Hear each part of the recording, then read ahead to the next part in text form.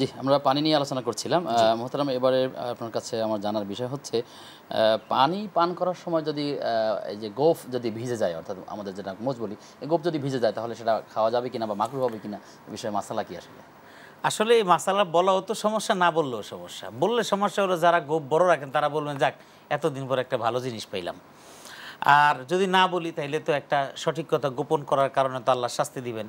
আসলে গোঁফ ভিজানো পানি খাওয়া হারাম মাকরুহ এই প্রসঙ্গে যেই কথাটা প্রচলিত আছে, আসলে বিষয়টা এরকম কোনো দলিল প্রমাণের ভিত্তিতে নেই। ফুকাহায়ে কেরাম বলেছেন যে পানিটা যে আপনি খাবেন, এই পানিটা খাওয়ার জন্য আপনার এই পানিটা হলো আপনার জীবনের জীবন ধারণের এবং আপনার সুস্থতার জন্য।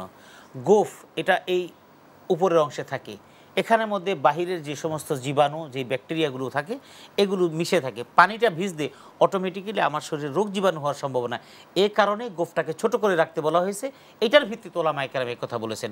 সুতরাং গোঁফ ভিজানো পানি খাওয়া মাকরুহ হারাম এটা যেমন নাই, তবে গোঁফ ভিজানো পানি খাওয়া যাবে না সুস্বাস্থ্যের জন্য। আমরা কখনোই এটাকে সমর্থন করি না। গোঁফ কেটে ছোট করে রাখতে হবে এবং পানিটাকে সুন্দরভাবে খেতে হবে, এটাই শরীয়তের নির্দেশনা।